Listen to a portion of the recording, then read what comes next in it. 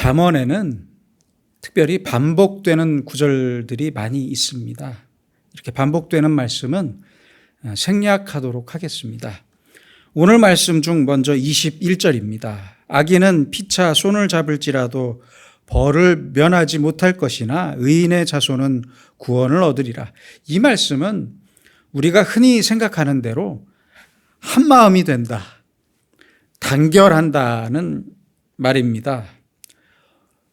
화합이나 단결은 좋은 것입니다. 그러나 분명한 것은 악을 중심으로 화합하는 일, 정의롭지 못한 일을 위해 야합하는 일은 멸망에 이른다는 것입니다. 하나가 된다고 다 좋은 일이 아니에요. 언제나 의가 먼저입니다. 이것을 꼭 기억해야 합니다.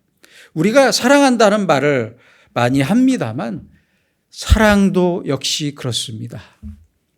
그래서 어떤 목사님은 결혼 주례를 할 때마다 성경책을 선물로 준다고 하는데요. 그 성경책에 언제나 같은 성경 말씀을 적어서 준다고 합니다. 그 말씀은 고린도전서 13장 6절에 사랑은 진리와 함께 기뻐합니다.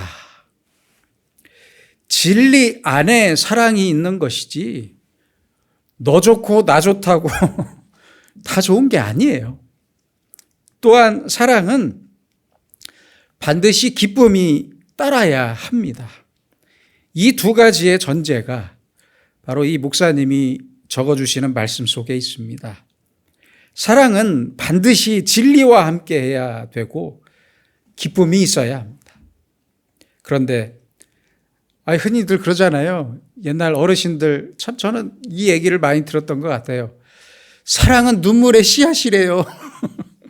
그렇죠? 이건 사랑이 아닙니다. 어떻게 사랑이 눈물의 씨앗이 된다는 이야기입니까?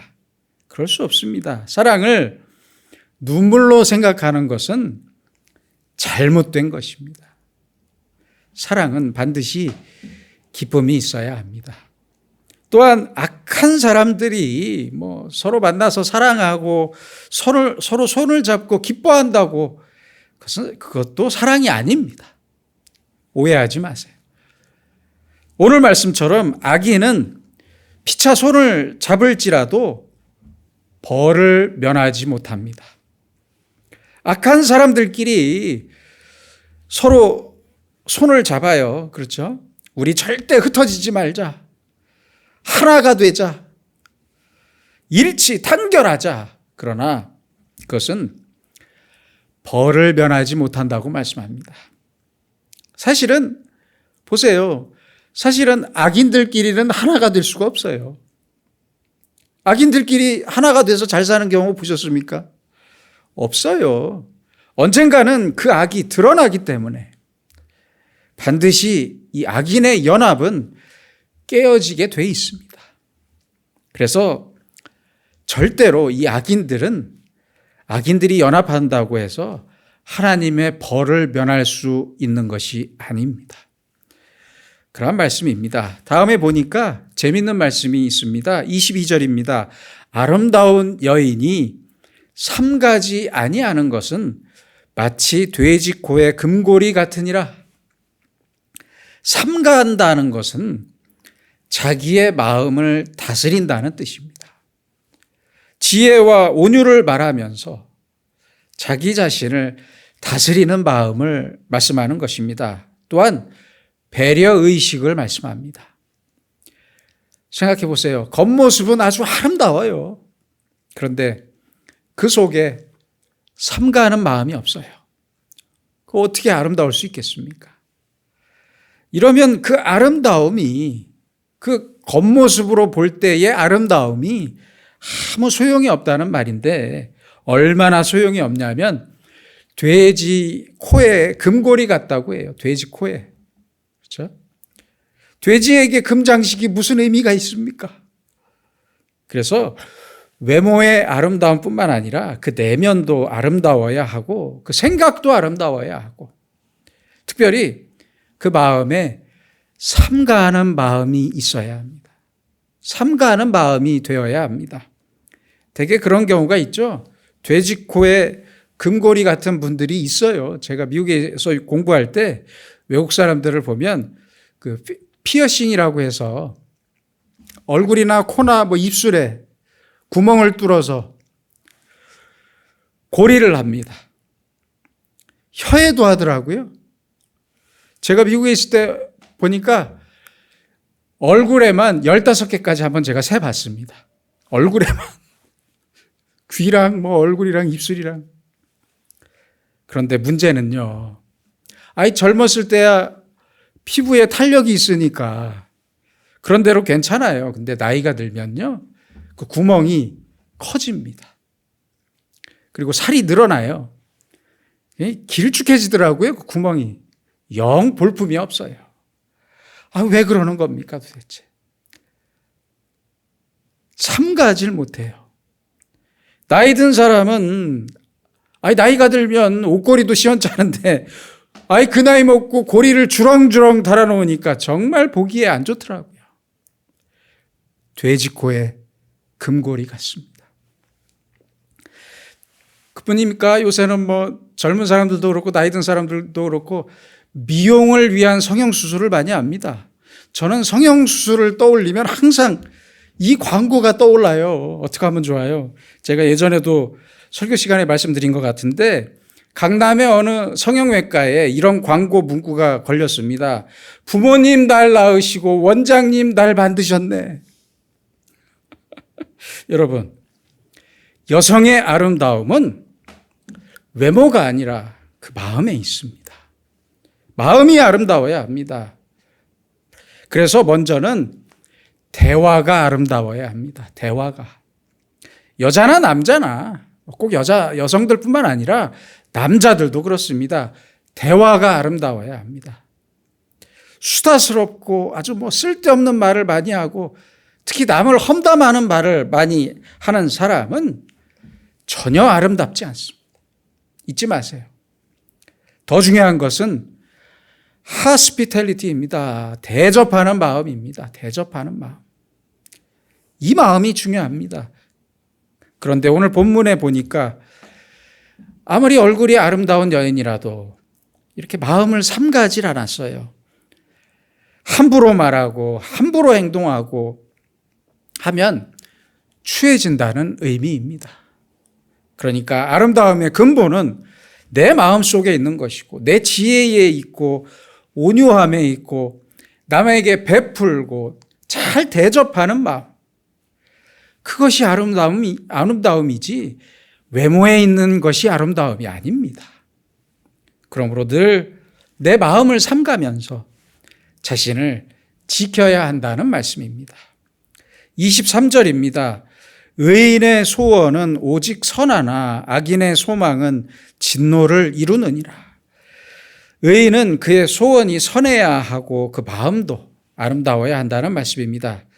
특별히 24절부터는 구제에 대한 말씀이 나옵니다. 흩어 구제하여도 더욱 부하게 되는 일이 있나니 과도히 아껴도 가난하게 될 뿐이니라. 과도히 아낀다. 필요 이상으로 아끼는 사람들이 있어요. 안 먹고 안 쓰면서 도무지 자기 돈을 손에 쥐고 베풀지 않는 수전노를 말합니다. 불쌍한 사람이에요. 아주 불쌍한 사람인데 이런 사람은 오히려 부하게 되지 못합니다. 부하게 되지 못해요. 과도하게 아낀다고 되는 게 아니라는 말씀입니다.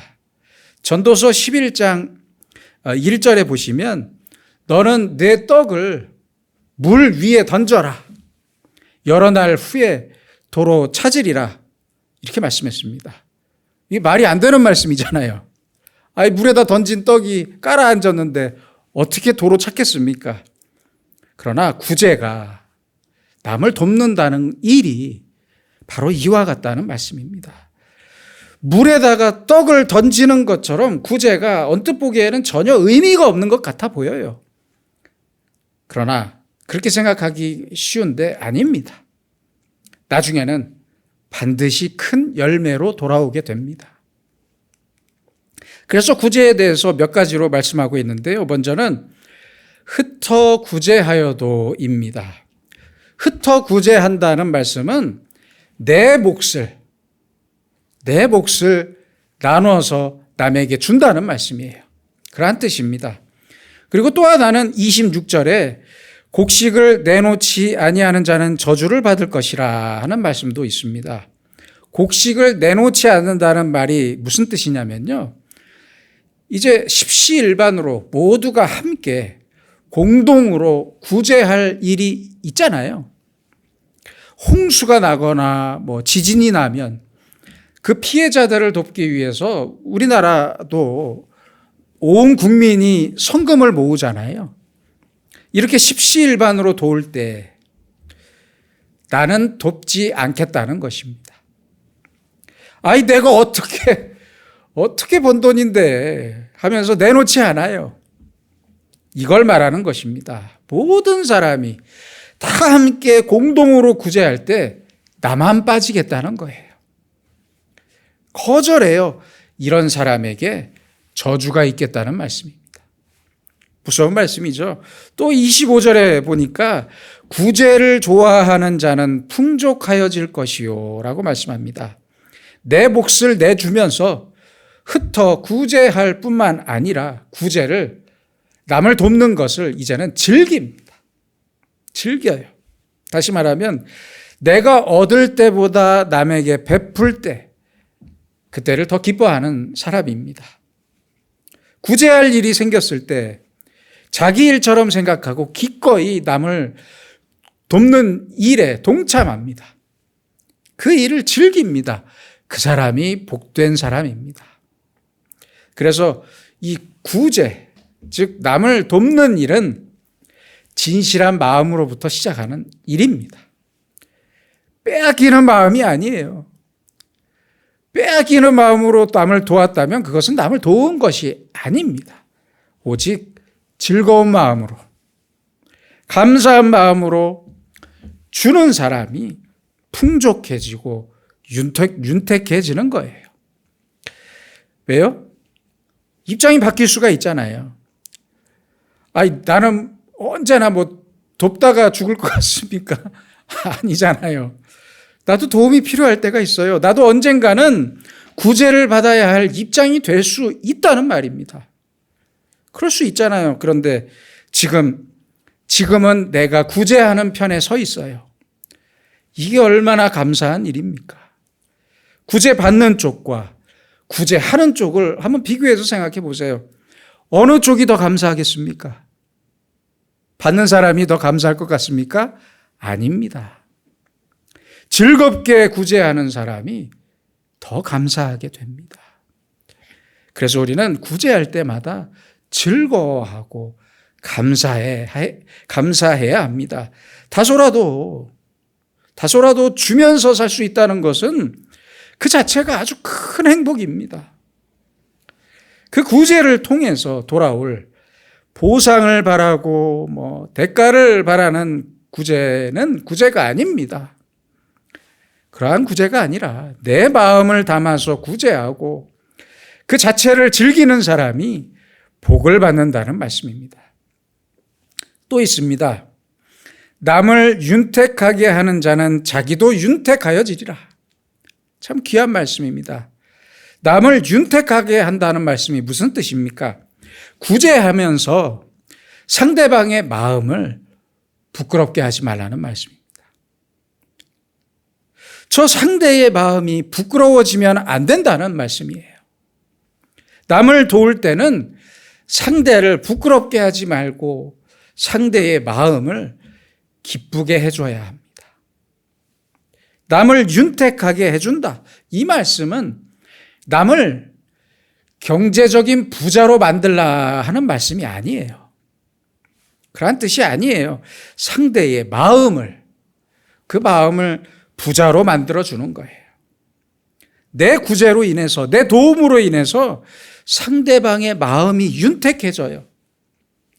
상대방의 마음이 행복해져요.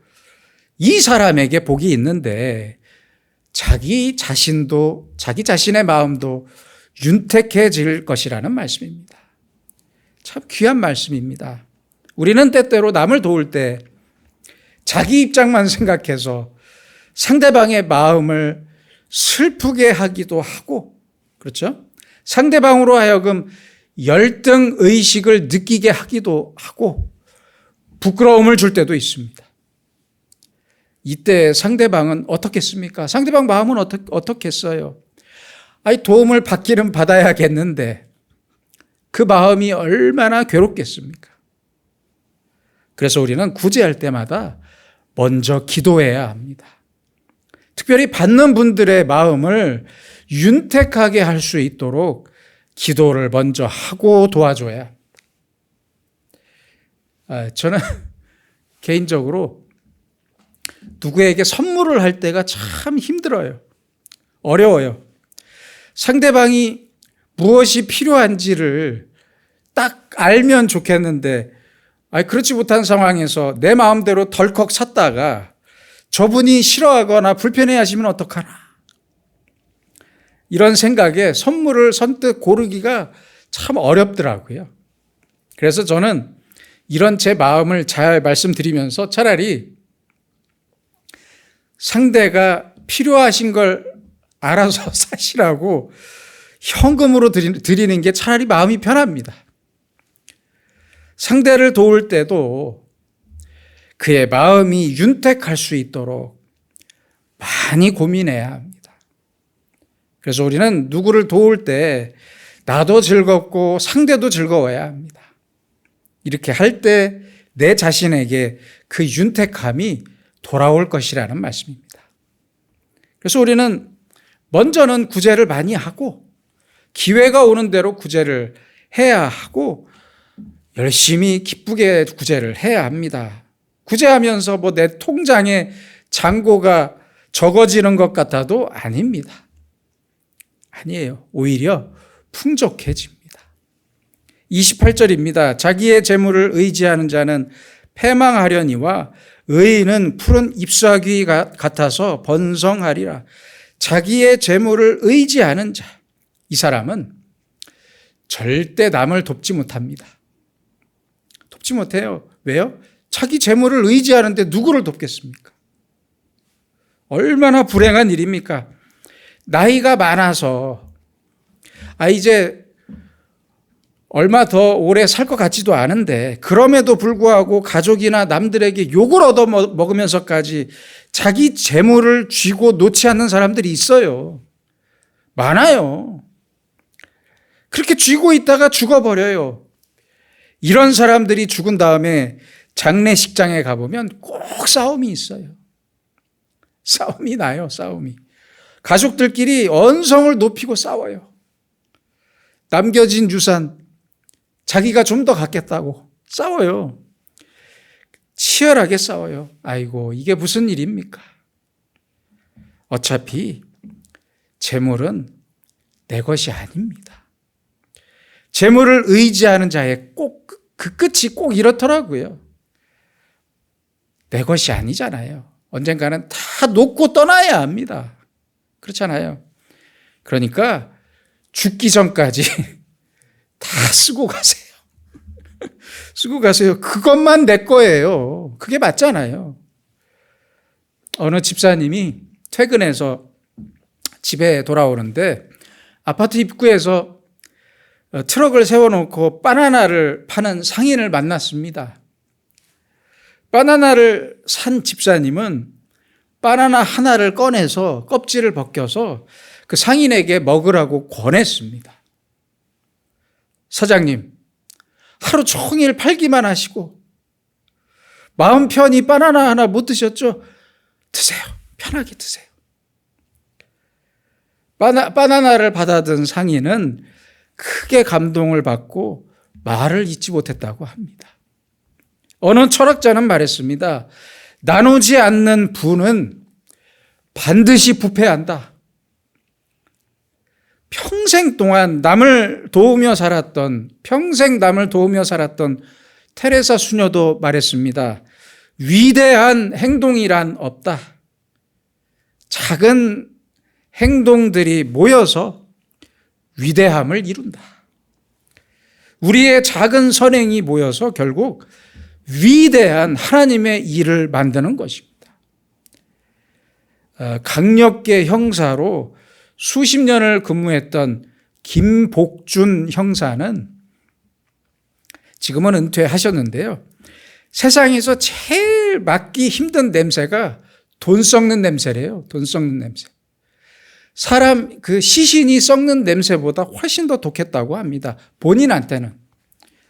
그 돈 썩는 냄새가 가장 힘들었다고 해요. 1993년 우리나라는 금융 실명제가 시작이 됐습니다. 돈 많은 사람들이 어떻게 했을 것 같습니까? 은행에 있는 차명 계좌에 있는 돈을 현금으로 다 인출해서 금고에 쌓아놨습니다. 그렇게 쌓아놨는데 돈이 진짜로 썩더랍니다. 썩어서 냄새가 나기 시작하자 이제는 어디다가 넣냐면 김치냉장고에 넣었대요. 김치냉장고. 그래서 도둑들이 부잣집에 들어가서 물건을 훔칠 때 냉장고부터 열어봤다고 합니다. 그때 당시에는. 왜 이렇게 사는 것입니까 도대체? 우리 그리스도인들에게 있어서 한 가지만큼은 분명합니다. 생각해 보세요. 만약 내가 세상을 떠난 다음에 남겨질 돈이 많다면 그건 하나님께 죄입니다. 큰 죄입니다. 내가 남을 위해 쓸 돈을 쓰지 않았기 때문이고 내가 할 일을 하지 않았기 때문이잖아요. 그런 이야기잖아요. 오늘 말씀을 보세요. 구제해라. 구제하되 기쁘게 구제하고 즐거운 마음으로 구제하고 남을 돕고 행복한 마음으로 하고 구제할 때 상대방을 기쁘게 하고 상대방의 마음을 윤택하게 하고 내 마음도 윤택한 그러한 구제를 해라. 얼마나 귀한 말씀입니까? 이렇게 내 모든 재물을 내 것이 아닌 하나님의 것으로 알고 주위의 어려운 사람들과 함께 나누는 기쁘고 즐거운 구제를 행하면서 사는 사람. 이 사람에게 오늘의 말씀처럼 하나님께서는 더 큰 기쁨과 행복과 풍족함을 허락해 주실 것입니다. 기도하겠습니다. 거룩하신 아버지 하나님, 주님께서는 우리에게 너무 많은 것을 주셨습니다. 이 많은 것을 받은 우리는 우리가 받은 것이 다 오로지 나만을 위한 것이라고 생각할 때도 있었고 아직도 받은 것이 부족하고 형편이 안 된다면서 남에게 조금 더 베풀지 못하고 구제하지 못할 때가 많았습니다. 입으로만 봉사하고 돕겠다고 떠드는 위선에 빠져 살았고 내 작은 도움을 확대하고 자랑하는 교만에 빠져 살았습니다. 이렇게 부끄러운 우리에게 이제 지혜를 허락해 주시고 남을 돕는 즐거움을 허락하셔서 가난한 사람들의 배고픔을 그들이 아닌 주님의 굶주림으로 보게 하시고 알게 하시고 아픈 사람들의 고통을 주님의 아픔으로 보고 느낄 수 있는 성숙한 믿음을 허락해 주시옵소서.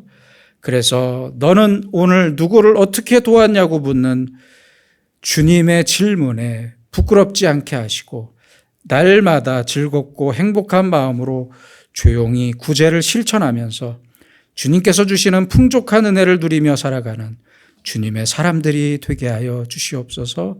예수님의 이름으로 기도드립니다. 아멘.